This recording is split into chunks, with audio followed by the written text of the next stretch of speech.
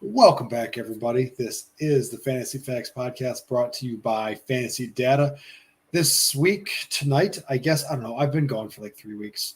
Welcome back. It's been a long time. It's been a long time. Tonight, Seth and I are going to recap all things week 7. We're talking news, notes, injuries, trades, fantasy implications. We're going to answer your questions in the Fact Attack. And Seth put together a fancy spreadsheet. He was doing a lot of data entry. I could hear him hammering away in the keyboards. So we'll talk about that later in the show as well. These are the Fantasy Facts with your hosts, Pat Loftus and Seth Keller. It is good to be back.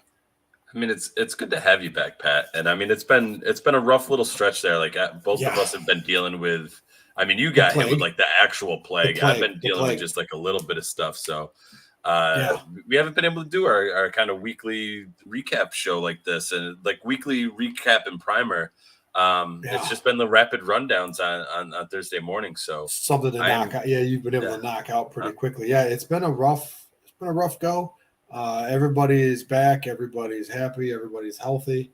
So we are, for now, we're good. Thanks, public school germs. But no, we have a lot to cover tonight. Week 7 was a busy week. We actually had 2 trades go down leading into week 7. So 2 big name running backs change teams. We had a ton of injuries go down that are going to reshape the landscape for week 8 and beyond. Seth, you can see on his screen there, he's got his fancy spreadsheet pulled up. We'll get to that in just a second. We are going to do your questions in the Fact Attack. But first, I want to make sure you guys can find, it's week 7 is over, going on week 8. Teams out of it. Why don't you head on over to Underdog, see if you can maybe make a little money back. Use our code FACTS, FAQS, for a 100% deposit match up to $100. Oh, he's bringing it up now. And I was going to say, if you want to do a little research, do a little data digging, a little data analysis before you set some of those lineups and do those drafts, head on over to fantasydata.com. That's where Seth gets all his data. That's where I get all mine.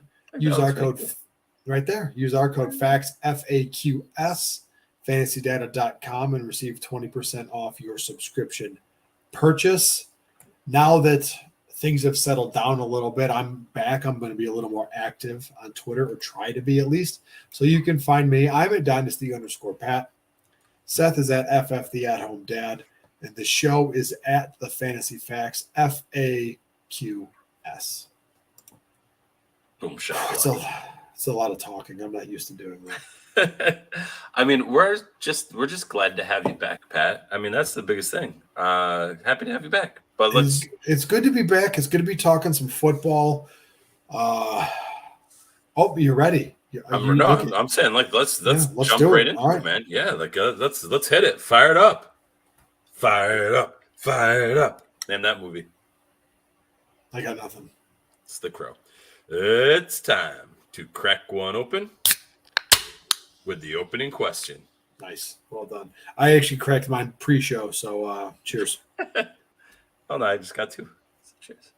All right, opening question this week is kind of broad, really. But let's talk fantasy and NFL implications of the Christian McCaffrey and James Robinson trade. So we'll start with CMC. Obviously, the big name there. CMC traded to San Francisco for 2nd, 3rd, and 4th round picks in 2023 and a 5th round pick in 2024.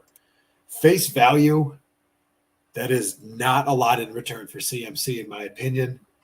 I think Carolina should have gotten more, but I also realize that San Francisco, I don't think, because of the Trey Lance trade, I don't think they have a 1st round pick until like 2025 or 2026. Yeah, so, they don't have a first for a while. But it's also worth pointing out too that fantasy has really ruined values and NFL trades are nowhere near similar. Like fantasy trading has really ruined NFL trading. Right. Like anything that is involving a first in real NFL probably has a stud quarterback involved in it, and those just don't happen very often. I mean, Matt Stafford and Jared Goff There was that one. Yeah. And or a corner or a stud like edge rusher, which no one cares about those positions in fantasy football. Like, let's be honest. Not really. No. I mean, this obviously Carolina is full blown rebuild. Mm-hmm. You can probably kiss Matt Rule goodbye end of this year. DJ Moore is probably going to be gone by the trade deadline, which is odd to say because we're talking football, not baseball. Carolina is just full blown rebuild, full blown fire sale, and starting over. And you know what? Those 4 picks that they got from San Fran are definitely going to help. You hit on those picks, you're well on your way in 2024 to being a pretty good team in that NFC South. Now, they obviously have a lot of work to do between now and then, and those draft picks have to hit, but they're setting themselves up to be in a pretty good spot. Yeah, and Matt Rule is gone, by the way. Like that did happen already. So he's out the what? Bye-bye. Yeah. That must have been one of the days you were attacked by the plague. Now for fantasy, I'm Googling. Yeah. For fantasy though, this trade has even more implications though, because it's going to be what does CMC do with the San Francisco 49ers. And so CMC walked in the door middle of the week and still was the most involved running back in this 49ers backfield. So CMC saw 12.7% of the total offense. Jeff Wilson saw 10%, and Tyrion Davis-Price saw 5.1%. I think we're just going to see those numbers kind of continue to grow at Jeff Wilson. CMC to the moon. Yeah, at Jeff Wilson's kind of peak. He has 3 weeks over 25% of the offense, which is a great number for a running back. Pat and I were just talking about how that's 25% of the offense. It puts you not automatically, but that's usually like all of your top 6 running backs in terms of PPR points on the season so far are above 25% of their total offense for the season. Yeah. And so Jeff Wilson has been above that number 4 weeks out of the 7 weeks. And he's now taken a back seat to CMC. So for as me, well, he should. Yeah, I mean, it is CMC. Let's let's be honest. Let's be real here. It's CMC. Let's be real. It's CMC. Yeah. So I could easily see Jeff Wilson continuing to go downhill. What's interesting is the Tyrion Davis-Price amount of looks, and then what'll be even more interesting is what do you do with Elijah Mitchell when he comes off of IR? If he ever does come off of IR. You have Christian McCaffrey. Yeah. I mean, fantasy wise, like if you're sitting there with Elijah Mitchell on your IR. I mean, CMC is oft injured, so he's a stash. You're not gonna be able to get anything for him in trade value. Yeah. He's probably better than almost every option out there on the waiver wire. Your hope is that McCaffrey misses some time and Mitchell is the go-to. Yeah. While CMC is out. I mean, this is a huge, San Fran is all in this year and probably, this puts their window probably the next 2 to 3 years to be back in a Super Bowl. Yeah. With this talent. That's with Jimmy G or Trey Lance under center. This is a huge boost to Ayuk, to Kittle, to Jimmy G, to Debo. Like now Debo can actually be a wide receiver. They don't have to put him in the backfield. They don't have to turn around and hand the ball off to him. So I think that extends the life of us, especially a guy like Debo. Yeah. Yeah. No, it'll be a very interesting kind of setup to see how that offense gets used. And I wouldn't say that they're going to stop using Debo in the running game. They're not going to. More sparingly. Yes, absolutely. Right, where they didn't. And I think you and I are on the same page where it seemed like they almost needed to put Debo in the backfield at times. Yeah. I don't think we have that going on. No. All right. And we'll talk about the Breece Hall injury in just a second. But James Robinson was traded to the Jets for a 6th-round draft pick that could become a 5th-round selection based off of, I believe it was snaps or usage or something like that. So Breece Hall goes down. It's a torn ACL. He's out for the year. The Jets are playing really good football right now. Yeah, and it's because surprisingly. it's because of the run game. Mm-hmm. And you bring in a guy, granted, James Robinson has fallen off a bit the last 3 weeks because ETN has started to come on. Mm-hmm. Michael Carter came on last year. I like this trade for the Jets. James Robinson is not Breece Hall. Let me be perfectly clear. He is not Breece Hall. That is true. Yes. James Robinson plus Michael Carter is still not Breece Hall. However, those two together can help alleviate some of the stress that they would have seen had they just had to rely on Michael Carter, right? Yeah, and I think one of the things... And they got him for next to nothing. They got him for a 6th-round pick that might become a 5th. Right, and so from the Jacksonville side, this is also a good deal because James Robinson was an undrafted free agent. So they were able to essentially pick him up off the waiver wire, for relatively nothing. And now they're trading him on for possibly a 5th-round pick. And like you said, like there was a steady decline in his usage. I mean, all the way in week 7, unless they knew ahead of time, like what they were doing there. James Robinson went from almost 20%, 35%, almost 20, a little over 20, and then 1%. Crater. Yeah. Crater. It's legit. Like, bam, like just off a cliff, to 1.4%. So I don't know if they were already in the works of this, and that's why they really pushed ETN, because ETN had been slowly kind of right in line with James Robinson from essentially week 3-ish is when ETN was finally over 20% of the offense all the way through. And then ETN finishes past week with 26.8% of the offense, which is a really good, that's a strong number for a running back. And ETN has steadily increased his performance on, overlooking the first 4 weeks of the season where he and J-Rob kind of split time. And that's where J-Rob really, went off. Those first 3 weeks of the season, Robinson was RB12, RB8, RB7. This past week, he was RB72. Whereas ETN started out RB 39, 31, 29. Well, this past week he was RB 8. So we're getting that kind of, J-Rob, ETN, like they were crossing and inverted and taking a picture upside down in a jet. Exactly. So thank you. It's a good trade. ETN is now again to the moon.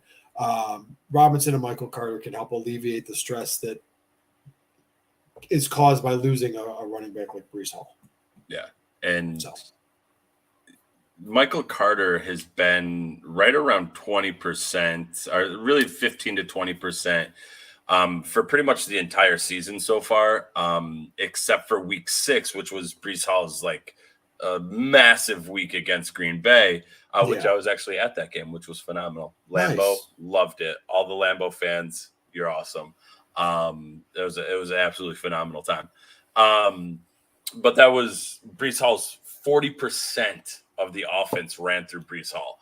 Now, what's going to be the big question now is what do the Jets do moving forward? And I think we do get I think this is you're going to get a heavy dose. You're going to get a heavy dose of Michael Carter in week 8. I think that's a fact. Yeah, and I think you're going to get Robinson worked into it. And I don't really believe I think it was Schefter or Rappaport, I don't remember which one, that said that they're signing James Robinson for the Breece Hall role. And to me, that doesn't really make much sense because Breece Hall was just such an explosive playmaker.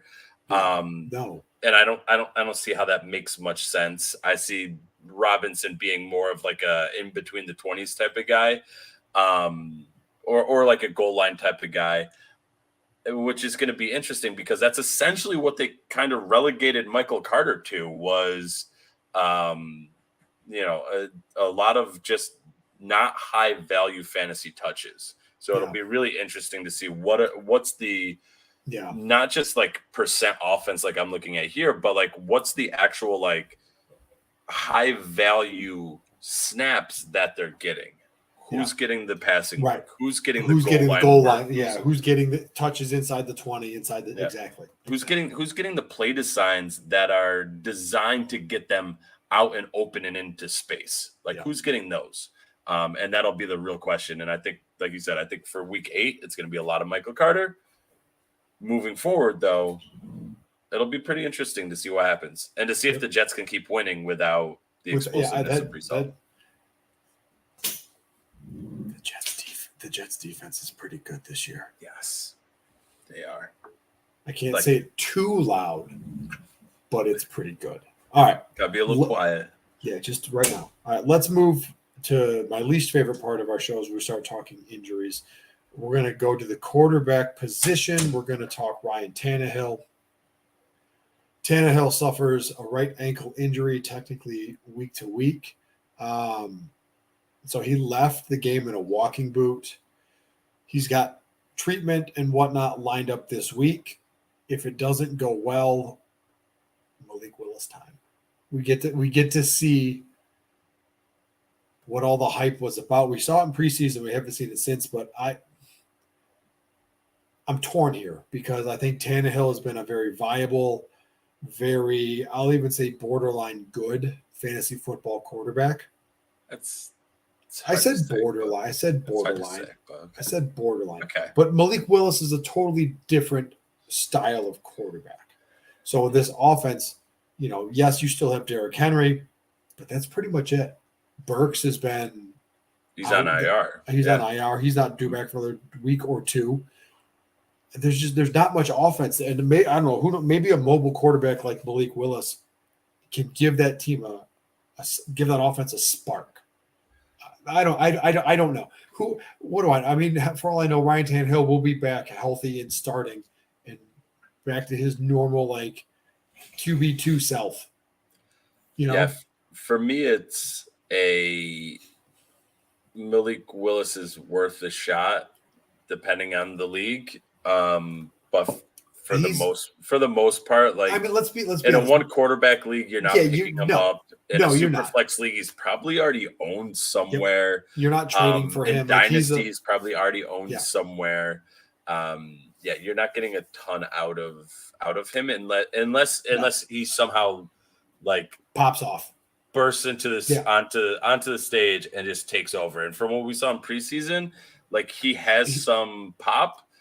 But he also makes some pretty bad plays at times. He's capable of making plays with his feet. So and you bear with me here, right? You have to really think outside the box. But because he can make plays with his feet and extend plays, that puts him not in the same tier, but he is like a Lamar Jackson, like a Josh Allen, like a Kyler Murray, and a Jalen Hurts, because he can extend plays and he can run pretty well. I'm not okay. Look right here. You ready? In the eyeballs? Yeah. Right here. Malik Willis is not any of those quarterbacks, right?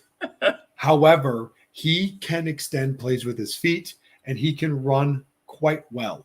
He can provide fantasy value. Yeah.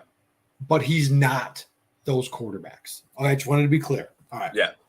Okay. I think that's enough. I don't think it really. It doesn't boost anybody. It's an interesting until you see what he can do. It's an interesting dynasty conversation, a superflex conversation. Okay, we talked to Brees Hall. I don't think we need to touch on this anymore. Yep. Let's go down to Dallas. Zeke took it was a weird kind of nasty hit.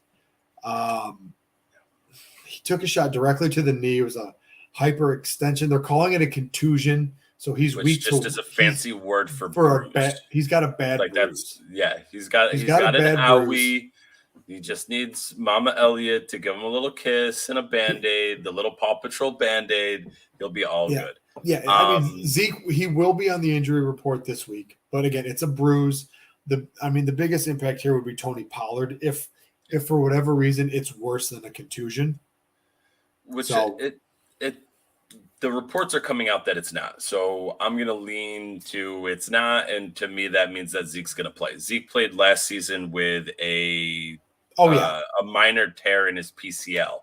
That's one of the knee ligaments that you kind of need. It's a pretty important part. It's the posterior, so it's not that. I'm kidding. Yeah, I know. I got jokes. I got jokes my first night back. Yeah. All right. Good for you, Pat. Enough about Zeke. He's more than likely playing, but don't freak out when you see him on the injury report. Let's go to Denver. I mean, the hits just keep on coming. Mm-hmm. Last week, Javonte Williams, Russell Wilson. This week, Mike Boone, high ankle sprain, and they put him on IR already. Yeah, so he's out. That was quick. He's out. That tells you it's bad. So he's probably out more than the 4 weeks, probably closer to 6. Yeah. And because of this, the Broncos quickly signed Marlon Mack to their practice squad. That really does nothing for me. I don't understand how, and hear me out here, right? And I forget who tweeted this, and I'm sorry, but I'm stealing this from you, and I'm not going to get it just right, but somehow Melvin Gordon was good enough to take snaps and plays away from Javonte Williams, but not good enough to beat out Latavius Murray. Yeah, that was from it's a week old. I don't give a shit. It's hilarious. But Melvin Gordon did take snaps away from Latavius Murray this week. Make it make sense. There's not. Like I have up my little chart of all the percent offenses and stuff like that, and like the Denver chart is disgusting. It's literally just every line. Is it a toilet bowl with like multiple people puking in it? It's bad. Yeah. Like that's all it is. Like Javonte Williams for the first couple weeks was at the top. Like he was beating everybody out. But then you had Mike Boone and Melvin Gordon just going back and forth at every point. And then Latavius Murray out of nowhere week 6 drops a 27.6% total offense, meaning like of this that's how many rushing attempts they get, how many passing targets they get. If they threw the ball at all, like that's why like it's useful for quarterbacks as well. He came out of nowhere and just took all those touches. I mean, he dropped back down to earth in this past week and was just shy of 14%, where Melvin Gordon went up to 20%. But you have them all just like all over the place, and it's just a complete nightmare. This Denver, really just Denver offense in general, outside of like Cortland Sutton and Jerry Jeudy. And we'll probably have to talk about them more a little bit in a bit, but like that's like all that I like in this Denver offense. And Mike Boone, like he was enough to make noise, but not enough to be truly fantasy relevant.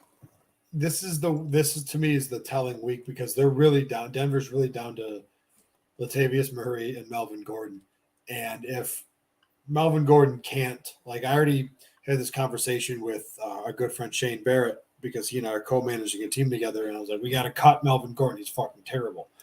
And Shane was like, Javonte Williams just got hurt. I was like, all right, we'll give him another week.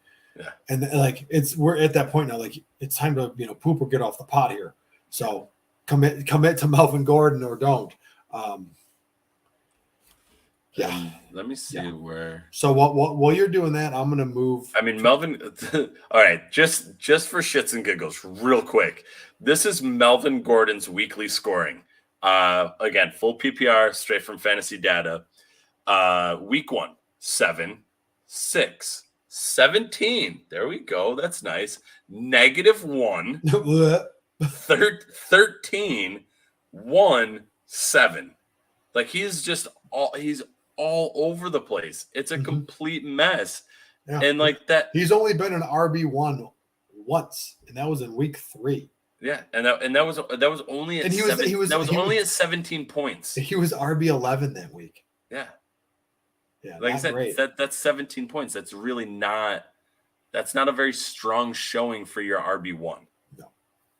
Or for an RB1. Yeah. All right, let's move on. Let's talk wide receivers now. Let's go out to Los. Do you want to talk quickly about Russell Wilson? Day-to-day with a hamstring injury. Looks like the report just came out today that he is trending in the right way, but we could just poo on Denver for a little bit more. Is he though? Let's be honest. What, trending in the right way? He's not the same. I mean, he is the same Russell Wilson he was the second half of last season. Spoiler alert, it wasn't good. Mm-hmm. So no, I don't. We don't need to poo-poo on Denver anymore. Okay.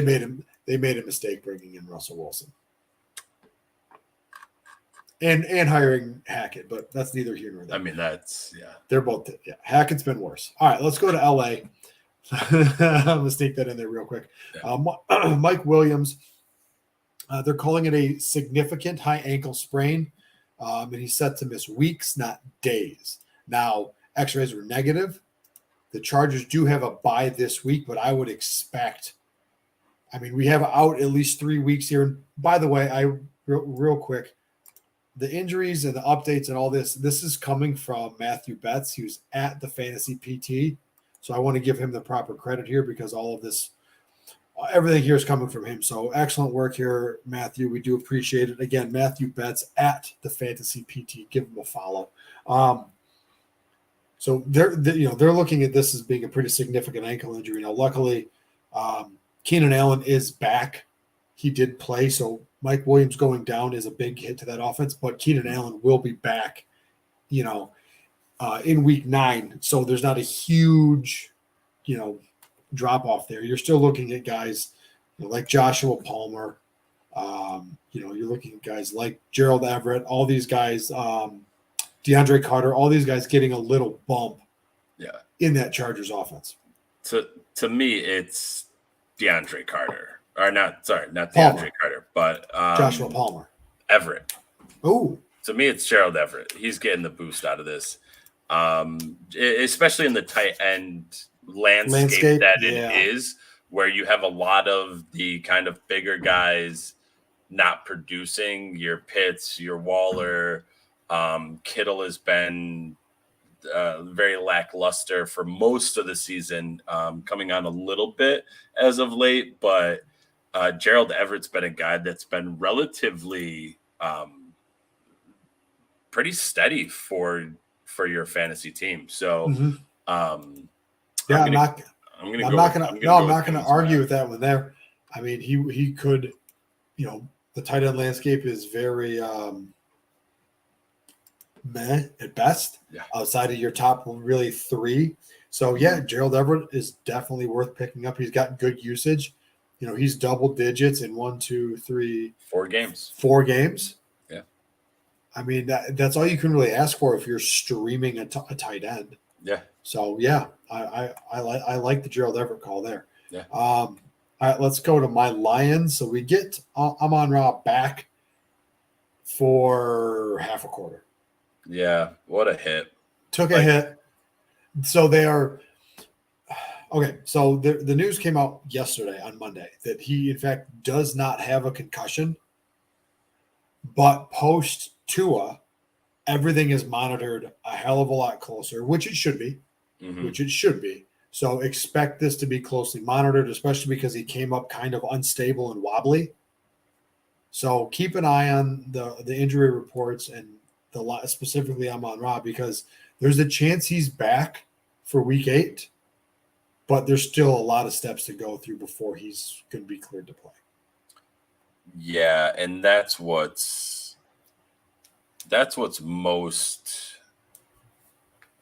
kind of sad for fantasy squads is, like, obviously you want Amon-Ra to be healthy. Like, you want him to not have a concussion and all that. But, like, for your fantasy team, like, having him in, like, finally and this was me and a lot of times going, yes, finally, I'm putting him in my lineup. I'm going to get right back into, like, just dominating the league because I'm getting 20 points out of Amon-Ra pretty much as a lock. And then, like, he had, like, a point, and it's like, wait, what's going on? Why does Amon-Ra only have a point? And then getting, like, the news updates later on that, like, oh, he's got a concussion, and you're just like, man, that sucks for him, but also, like, I finally was able to put him back in. It'll be interesting to see what they do with him, especially post Tua's concussion. Just snafu. Like, I don't know what else to call it besides no, that's fair. That is fair. Sorry, doing other things. Let's move on. Let's go to Seattle. DK Metcalf, they're calling it a left knee injury, likely out multiple weeks. Pete Carroll said it was a patellar tendon injury, but the MRI was negative, so a bit conflicting. There's a strong chance he misses week 8 and beyond. But again, monitor the situation, because Pete Carroll sounded quite optimistic, but with no real direct report as to what exactly happened. Mm-hmm. You gotta we're guessing here. Yeah, and with it being a knee injury like this, your worst fears are that it's some kind of season-ending injury, which I feel like we would already have information out on that. I feel like the same. If it were bad, right? You would already have that. Now, beyond that, now you're concerned with, is it one of these like minor tears? And by minor tears, it's like the average person like you or I would be like laid up for a few weeks and just be like, oof, honey, can you reach the TV remote? It's all the way over there. Whereas some of these professional athletes like Zeke last year, we talked about with the PCL tear in his knee, right? And played through it. Is it something like that that's going to be a lingering thing where he's going to have it and he's going to deal with it, but it's going to really hamper his play throughout the season? Yeah. And now you're going, I got to start him because he's active. Yeah. But he's just never producing to the level that you want him to. Yeah. That's kind of the worst case scenario fantasy wise for this situation, I feel like. Yeah, I agree. Let's round out wide receivers. Let's move to Green Bay. Allen Lazard, left shoulder injury. Following the game, ice pack on the shoulder, left shoulder in a sling on Monday. They're thinking AC joint. He could potentially play through it, but this comes as just an awful time for Green Bay because they are basically down to me and you at wide receiver. I mean, I feel like I'm not even going to say that. Never mind. I was going to say, I feel like I could be slightly better than Amari Rodgers, who's every time he's touched the ball, he's fumbled it. I feel like I could like catch it and then fall down and be like, I didn't fumble. That's it. I didn't fumble. Feed me. Negative 3 yards, just catching the ball and falling over. I didn't fumble. I'm still better than Amari Rodgers. PPR monster. I mean, no disrespect. PPR monster Seth Keller over here catching 10 balls for negative 12 yards. Yeah. Somehow racks up 7.8 or 8.8 fantasy points. I can't math right now. Yeah, that's all right. But I mean, that's for a guy that missed a week and a little or 2 weeks with an ankle injury, now picking up a shoulder injury. He was Green Bay's only receiving weapon. Yeah. This is just the worst possible time for an injury to pop up for Lazard. So, I mean, where's the pivot here? Is it Robert Tonyan? I think the pivot is away from Green Bay. Just away from everyone in Green Bay? It's Aaron Jones, I think, first and foremost. Yeah. And then that's it. Nobody. And then pick another team. Because I can see that. I can get behind that. Their offensive line is brutal recently. They're like, Rodgers hasn't been able to play. Rodgers is calling out his teammates, saying like, if you're making these mental errors, then your reps need to get cut down. Like, I don't know who they're gonna put in. Maybe they are. Pat, is your number on file with Green Bay? Are you ready? It is. You ready to be called up? I don't know who else is gonna get reps. As a partial owner, I'm gonna pull a Roger Dorn and activate myself. Yeah. Yes. Another great movie reference for anybody that doesn't get that. Go back and watch your 90s sports movies, because that's a great one. Just Google Roger Dorn. But I'm kidding. I don't own any shares of the Green Bay Packers. I mean, I don't know who else do you throw in there. Like, I want to say Romeo Doubs, but Romeo Doubs was He was goose egged, and maybe, Watkins, I think is just no. I just would say back now. Christian Watson when he's healthy, but he's not healthy. Yeah, he's not healthy, and he wasn't good when he was healthy. It's a mess. It's a mess in Green Bay. I would rather pivot to another passing offense. Fair. All right, let's move to tight end. Let's talk David Njoku, high ankle sprain, out 2 to 6 weeks. That's a wide range. Mm-hmm. So, I got they were down 2. I believe they lost another tight end. They didn't lose Harrison Bryant. So I guess it's wheels up for Harrison Bryant in Cleveland. Okay. I mean, that's positive, I guess, right? I guess. This Njoku was finally breaking out. We were finally getting the guy that we, spent the draft capital on, the athletic profile was there. Like everything was finally starting to happen. And then high ankle sprain, 2 to 6 weeks. So maybe another target or two goes to Amari Cooper. Maybe we see DPJ. Maybe we see David Bell. But in all likelihood, it's probably Amari Cooper, and everything else is going to go to Nick Chubb and Kareem Hunt. Yeah. Yeah. Even Donovan Peoples-Jones, he's been good at getting one or two throws and one of them being in the end zone.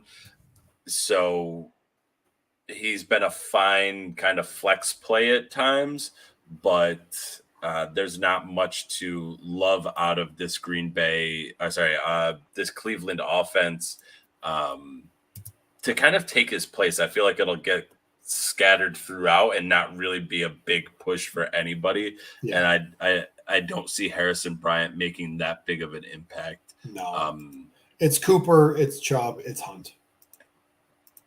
All right. Last one, let's move back to your neck of the woods. This was nasty for Daniel Bellinger. Oh, yeah. So they're calling it an orbital fracture. He's going to undergo surgery on a fractured orbital bone around the eye. So he is right now he is out indefinitely. So expect him to hit IR.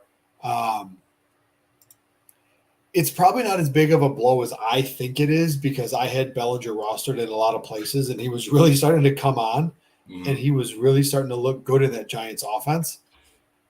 So as a rookie tight end in what everyone thought was going to be a bad offense, he was producing. They were getting him the ball. Backfield, like they were getting him the ball. So it's a big blow to the Giants because they didn't have much for pass catchers either. So I mean, here's the real question. Now what do you do? Like you have Saquon. Darius Slayton caught a touchdown last week. I mean, is Wan'Dale Robinson, Kadarius Toney, like what? Where are you? Where's the pivot? Same question like we asked about Green Bay. Where's the pivot here? Yeah, is it Wan'Dale? I just want to put this in perspective for anybody out there listening who's like Daniel Bellinger. Why are they talking about Daniel Bellinger? Daniel Bellinger's PPR plays over the season so far. 0 in week 1. Womp, womp, womp. Then 9, 8, 5. Not bad, but whatever. 10, 15, and then 2 because he got poked in the eye and I had an orbital fracture. Which is those are fine flex. Not flex, but fine. You punted tight end and you're streaming tight end and you got him in there. Those are fine numbers for a PPR tight end. Daniel Bellinger was a tight end 1 for week 5 and week 6. He was a tight end 11. Then he was a tight end 7. Yeah. And that was at 10 and 15 points. That right there. That's just gives you a mindset of the tight end landscape. Now to give you a mindset of the New York Giants offense landscape. You have Saquon Barkley with 141.6 PPR points. You have Daniel Jones with 119.22 fantasy points. And then you have Daniel Bellinger at 49.4 as the third highest PPR point scorer on the Giants offense, above Richie James, Sterling Shepard, Darius Slayton, Wan'Dale Robinson, David Sills. Matt Breida comes in there Chris Mayerick. I don't even know who Chris Mayerick is. It's the fullback. It's ugly. Like there's nothing there, and I think, luckily I played Darius Slayton. Good for you. In week 7. And actually, it looks like we might be missing one of the things for Darius Slayton, but he might be up there because I think he had a bigger game in week 5. I thought it was. I'll have to go back and double check my numbers in here. But that's an offense that needs somebody to step up. And Darius Slayton's been my guy for a long time, so I hope it's him. And I have him rostered in a couple of leagues. Yeah. Mostly like dynasty leagues where I was like, I got an extra roster spot. I managed to snag him in Scott Fishbowl. I didn't start him, but I've got him in Scott Fishbowl. So yeah, I mean that's not bad. Yeah. All right, that rounds out injuries and implications from week 7 and looking ahead. It's a lot to cover there. Mm-hmm. All right, let's talk your fancy spreadsheet now. Yeah, so what I'm thinking is we got a little bit of time before we hit the hour mark. We'll try and wrap everything up before that, obviously. But what I'm thinking of doing is just a quick little look at some guys that are either about to go off or not. And so what I have is basically every guy – I have just about everybody in the fantasy data database in my fancy dancy spreadsheet. So I was thinking just pick a couple of guys and kind of talk about like what's their trajectory looking like.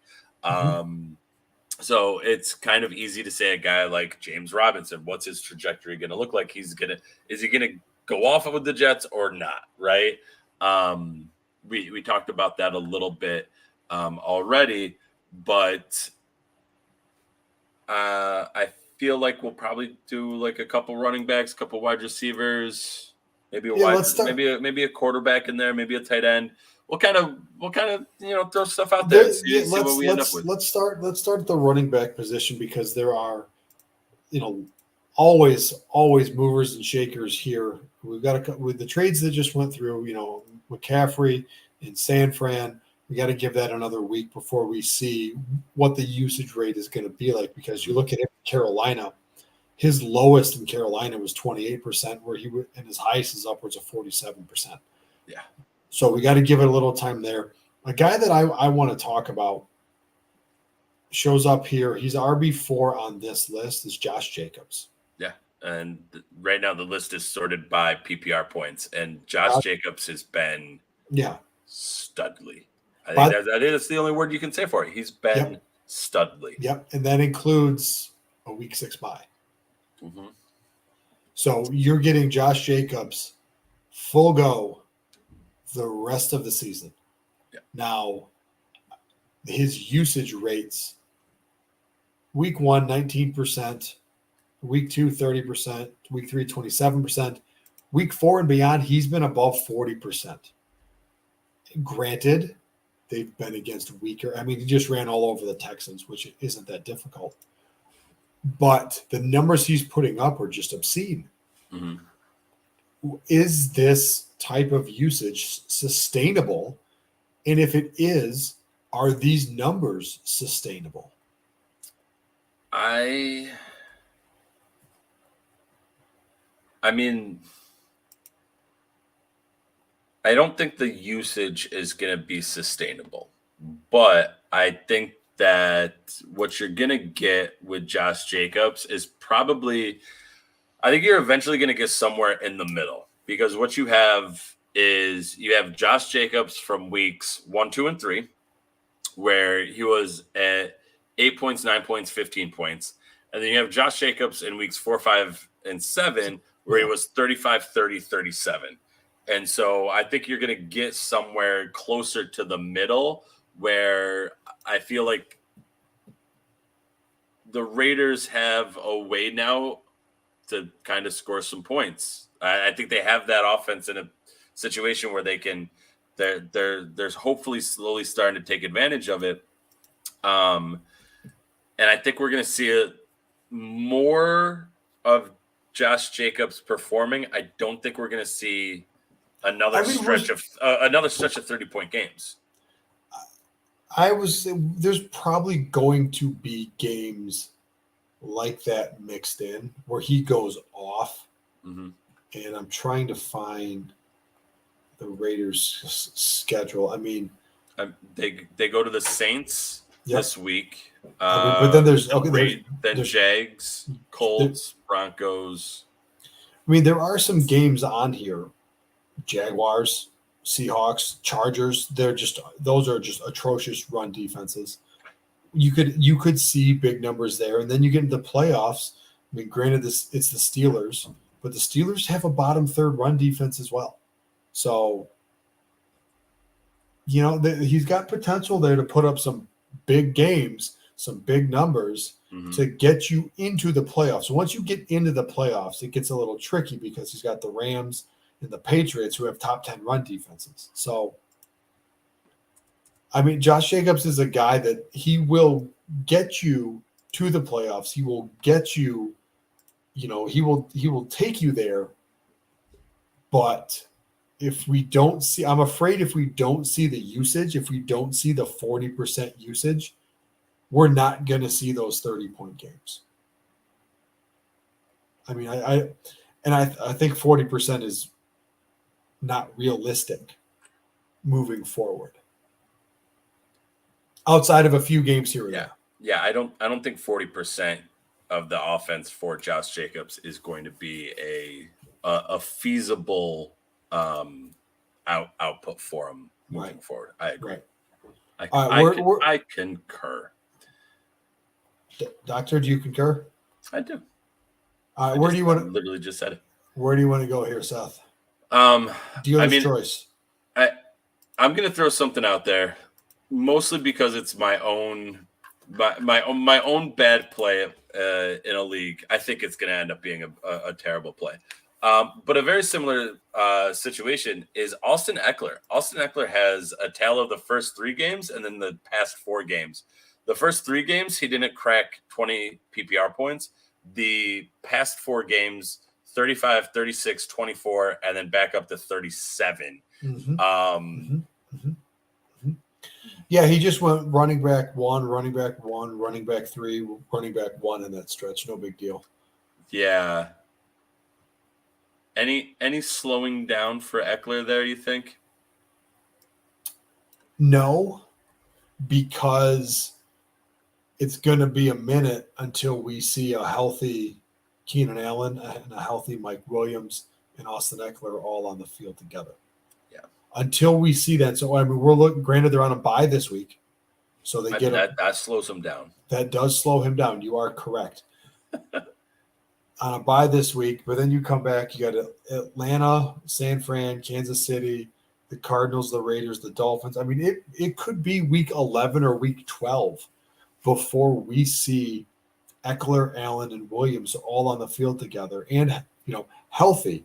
And that's presupposing Keenan Allen doesn't have a setback and Mike Williams doesn't have a setback. So as long as that Chargers offense is down one weapon, you're going to see a boatload of Austin Eckler. He's going to get those garbage time targets. He's going to get those catches when they're trying to play catch up.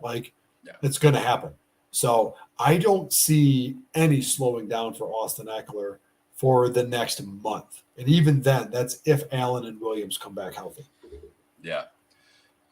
Yeah, which I think is probably the right call. I may have gambled against that in the league, which is kind of killing me at this point. I did it with Josh Jacobs. I think you and I talked a lot pre-show where we were down on Jacobs. No, I wasn't down on Jacobs. No. Josh Jacobs? No. I was. I've been the anti Josh Jacobs fan club president for a while because people have been down on him ever since they went way too heavy on him in his second year. But I am one of those. I was down on Josh Jacobs. Yeah. I will own that one. I was wrong. Josh Jacobs is good at football. Yes, he is. I want to throw another option out there. Yeah, go ahead. At running back, and then we'll switch over to wide receiver. Yeah. Antonio Gibson and Brian Robinson. Let's package them together. Because when you look at what those two guys have done, you get a very interesting kind of landscape. Mm-hmm. Brian Robinson has been getting plenty of touches, plenty of work, but Antonio Gibson has gotten plenty of points. Mm-hmm. Where do you see this backfield going? I guess is my real question. This is the ugliest of ugly running back by committees. No, because Washington they're objectively not a good football team. They're starting Taylor Heineke at quarterback. They're out Logan Thomas. Like, they're just not a good football team. I don't see either one of these guys, and I'm hoping you were doing, I don't see either, like, Gibson cracked 20% early, and that's because Brian Robinson wasn't there. Right?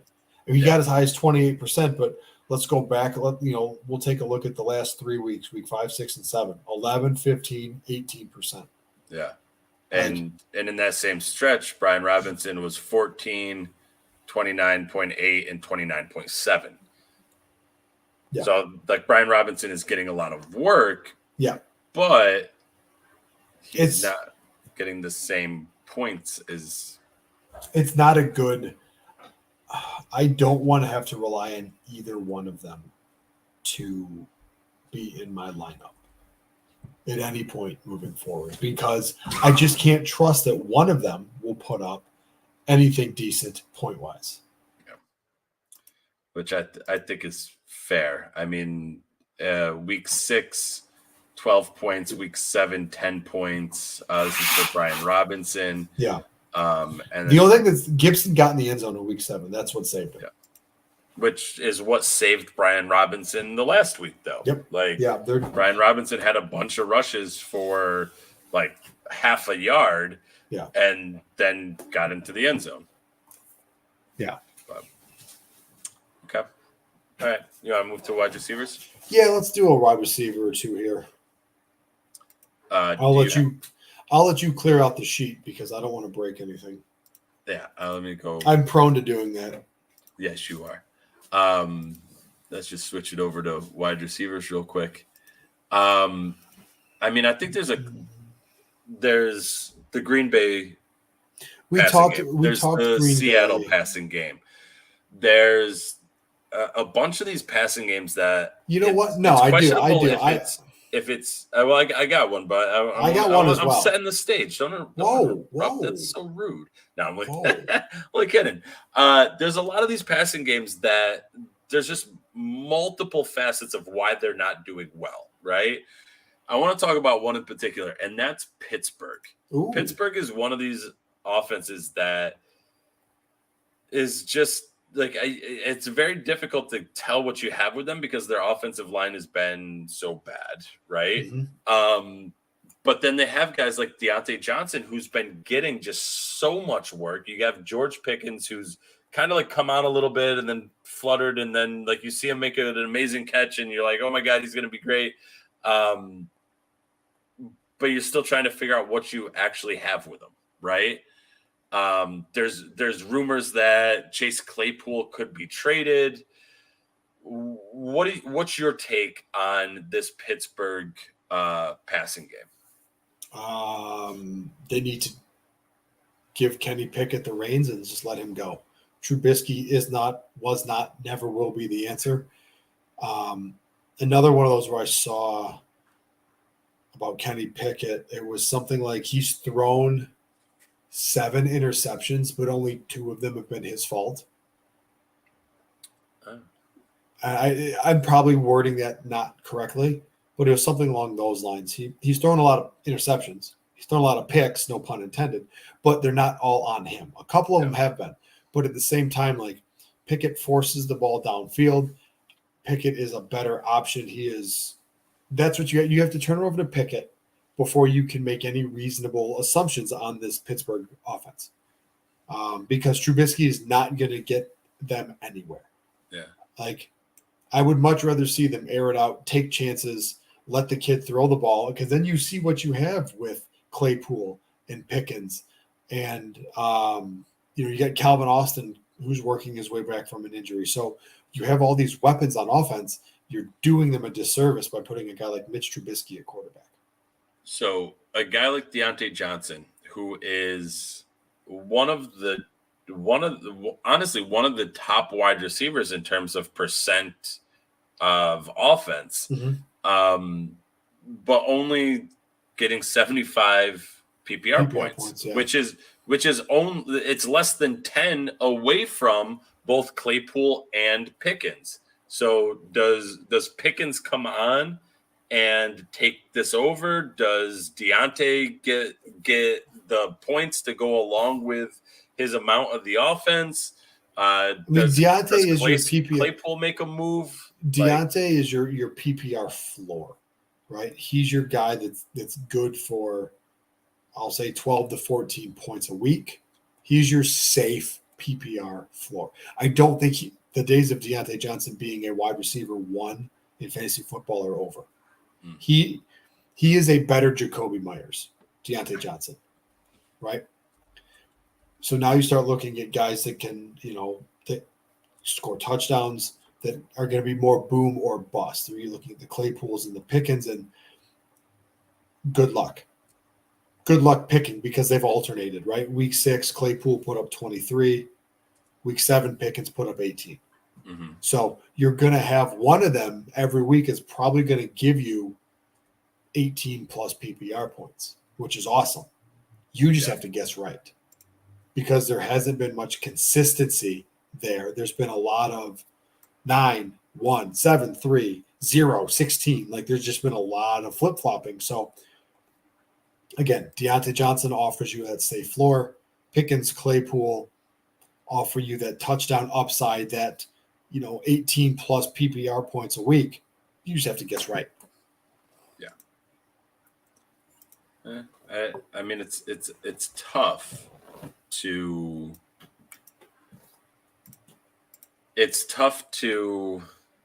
try and pick out this Pittsburgh passing game, and that's why I wanted to bring them up first. So who are you looking at, Pat? My favorite team down south. Who's that? The Atlanta Falcons. Love me some Atlanta Falcons. What in the hell is going on in Atlanta? Make it make sense. No one knows. You are down double digits for 50 minutes of a 60-minute football game. And you proceed to give your back-to-back first-round top 8 picks 6 targets. Yeah. What? And the worst part of it all is they're tied for first in their division. Like, what? Okay, I'm putting a call out to anyone that's listening that's down in Atlanta or a fan of the Atlanta Falcons. What the hell? Please DM me on the side, the show, Seth, me, what, I don't care. I just want to know what's going on down there. Yeah. What is going on that we don't know, that we don't see? Right? It makes sense. I responded to somebody that was like, why did you only throw the ball 13 times in the game? Something like that. In the second half, they put the ball in Mariota's hands 12 out of 20 times, that's actually a significant amount for them. That's a 60% passing, right? Yeah. And to start the second half, it was a two possession game. It was only an 11-point game, and they got the ball first in the second half also.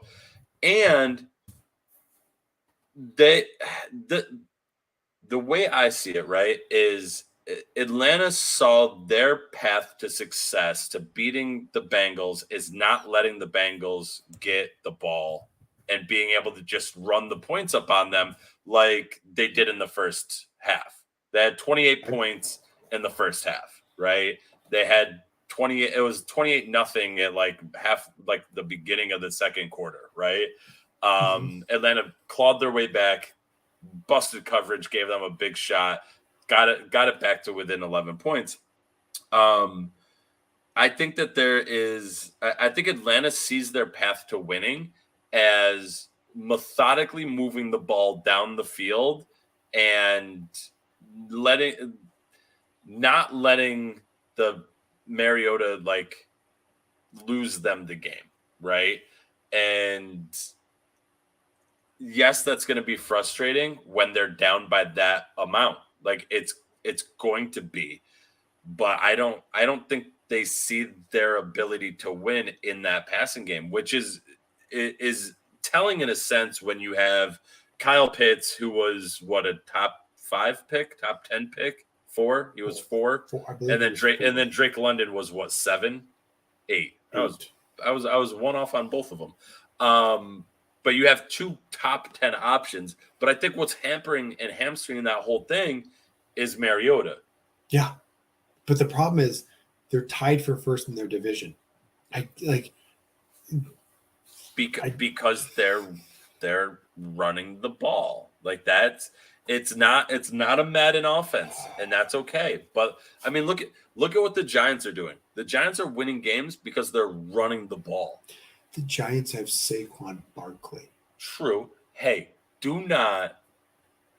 Okay, I don't. You can knock Tyler Algier. It's all right. I don't get it because, and it's that smug Arthur Smith coming out and saying, "Well, it's not fantasy football. We're out here to win games." You know how you win games, Arthur Smith? You put the ball in your best players' hands. You know who your best players are? It's Kyle Pitts and Drake London.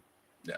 And I think the inverse football shouldn't be this hard. Yeah. I think the inverse of that, though, is you try and keep the ball out of the hands of the weakest player, like of the player that can get you, that can lose you the game. Great. And put Mariota's that's ass Mariota. Put Mariota on the bench, then bring the kid in. And maybe Ritter's even worse. There's facets of this that we don't know, right? No, I think it's real easy to sit on your coach and be like, throw the ball to London. Yeah, it is. But I do it. Yeah, every week. I did it all weekend. Every week. I am proudly rostered and starting Kyle Pitts in way too many leagues right now. Yeah, throw him the ball. Yeah, if you didn't see the tweet I sent out, I think it's hilarious about what it's like. Rostering Kyle Pitts every week. Is it the Mr. T gif? No. Pain. No. It's one of the weird karate things where the dude's just getting railed in the testicles. Okay. It's just over and over and over again. Yeah. I'm looking at that one right now. Yeah. I'm going on your. Yep, there it is. Mm-hmm. Yeah. Yep. That's what it's like. Yeah. Yep. Okay. All right. Let's jump into the fact attack here. We can talk about more of these all day. But let's go to the fact attack. Yeah? Yes.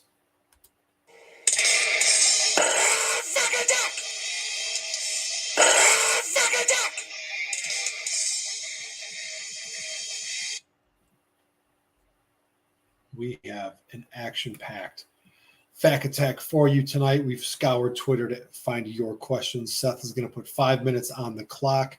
We are going to rapid fire, Seth. Rapid fire these answers. Are we ready?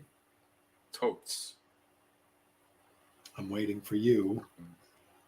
And Marcus, go. I mean, I don't count it when you're reading. I wait. From at Sean P. Dar, 12-team PPR. One team is competing and one team is rebuilding. J.K. Dobbins or Josh Jacobs? That's Jacobs. Yeah, that's Jacobs for both teams. I was going to say, either way, I feel like it's that. Yeah. Yeah, if you are able to get Josh Jacobs for J.K. Dobbins, good for you. Yeah. And then even if you're rebuilding, then you sell Jacobs for more than what you would have gotten for Dobbins anyways. Yes. Yeah. Agreed. All right, from at Machine Head 57, which QB this week? Geno, Andy Dalton, Danny Dimes, Justin Fields, or Matthew Stafford? Wow, there's a lot going on right there. There's a lot. So I think we can eliminate 2 right out of the chute. At least I can. Fields is off for me. Stafford is dead to me. Yes, he's one for me. Stafford is out. Dead. And I feel like I'd throw Dalton in there as one that I'm not that interested in. But let me check real quick. So while you're doing that, Dalton and Stafford are the 2 that I am out on. I'm higher on probably Danny Dimes this week just because he goes up against the Seattle defense that is not that great at stopping the quarterback. Mm-hmm. I'm leaning for this week. Actually, I'm going to rank them. I'm going Danny Dimes, Justin Fields, Geno, Andy Dalton, Matt Stafford. So that's my rank. That's my ranking for this week. Oh, the Bears take on the Cowboys though at 1:00. That's not going to be good for the Bears. I think Danny Dimes. I think you might be right with Danny Dimes there. Geno going up against the Giants is kind of like the Giants have been playing really good defense recently. Yeah, and so it's like Seattle's probably going to be down DK Metcalf as well. So keep that in mind. So give me Danny Dimes. Yeah, I feel like there's got to be some other option there, but I'll go Danny Dimes, and then probably Geno because Geno has been playing great. So I'm gonna roll with Geno one more week. Why not? It might burn you, but why not? All right, from @Belcito, this is a 16-team PPR Dynasty League. Juju Smith-Schuster or Hollywood Brown? What's Brown's injury status? He's on IR, so he's out at least 4 weeks. So if this is a week 7 play, I'm gonna go. Juju's on bye also, but yeah, but this is why he's talking 16-team PPR Dynasty. I mean, I'm leaning Hollywood Brown here. It's Hollywood, but it's real close. It's Hollywood to me, and I don't think it's as close because I think Juju has had a couple games where he's popped with the Chiefs, but he has not been what and I think you have wanted him to be in Hollywood. That yeah, Hollywood Brown meshed in Arizona with Kyler a lot quicker than Juju did with Pat Mahomes, and that Hollywood Kyler Murray relationship is only going to get better. Yes, the Juju one will as well, but because they mesh so much faster, I like them longer term. Yeah, together. Agreed. So, all right. From @Majuju Kayla, which wide receiver do you want most on your PPR Dynasty team? Chris Godwin, Deontay Johnson, or Terry McLaurin? It's Godwin for me. Even though I just got him in a league and I feel so gross after watching what Tampa Bay did this past week, losing to the Panthers, and not just losing, getting embarrassed by the Panthers. So I think it's Godwin to me. But all of them have interesting kind of quarterback situations. So I think the way that they're ordered is the way that I would want them. Godwin, Deontay, and McLaurin. I think Godwin has I think the most talent out of that bunch. I'm inclined to agree. Deontay and McLaurin are a lot closer in my mind than I think a lot of people have them. So I agree. It's Godwin, Deontay, McLaurin, but there's a bigger gap between Deontay and Chris Godwin. Big gap. Deontay, small gap. Terry McLaurin, in my opinion. All right. From @FantasyFootBLL3, they need one for week 8. Gus Edwards, Donta Foreman, Wan'Dale Robinson, Darnell Mooney. Pick one of these 4. I think it's Deonta to me. Really? Yeah, I'm not playing the Gus bus right now. Maybe Wan'Dale, maybe not, and then Mooney. Fields gets it done. I mean, I watched the game last night. Fields got it done more with his feet. He's got a cannon for an arm, and if you've listened to us in the past, you know my love and my affection for Justin Fields. He can't get it done with his arm. He looked bad on his accuracy looked bad on some really deep balls. For me, I can't trust anyone in that Carolina offense. I was torn between Gus and Wandale. Boy, this is tough because if you need high ceiling, then I'm probably going Wandale. If you need safe floor, I'm probably going Gus. So it all depends on your needs for this week or what you're looking for, right? Is it high ceiling or safe floor? Yeah. High ceiling, give me Wandale. Safe floor, give me Gus. Wow, and I didn't realize he scampered into the end zone twice. Gus did. Yeah. Mm-hmm. Oh man. See, but both of those, I don't trust. They're hard to trust. I don't trust the Baltimore running game, and I don't trust the Panthers running game. Mm-hmm. I mean, I would go with one of the two running backs before going with Wandale or Mooney, though. That's fair, man. There's just so much lack of trust out of any of these four guys. I agree. Yeah, I agree. All right, well, that does it for the Week 7 recap and the look ahead into Week 8. We'll be back Thursday to break down all the games in the what are we calling it? The rapid fire. Rapid rundown. The rapid rundown Thursday to talk all the games. Make sure you're checking injury reports. We do have a London game again this week, so we got a 9:30 a.m. kickoff. But with that, make sure you head on over to Fantasy Data. Do your own research, do your own analysis. Use our code FACTS, 20% off your subscription purchase. And if your team is in the tank, your redraft league is tanking, you're done. Head on over to Underdog. Use our code FACTS. Get a 100% deposit match up to your first deposit of $100. Oh, yeah. Make sure you give the show a follow. We're on Twitter at The Fantasy Facts. Seth is at FF at The At Home Dad. I'm at Dynasty_Pat. Good night, everybody. Catch you on the flip side.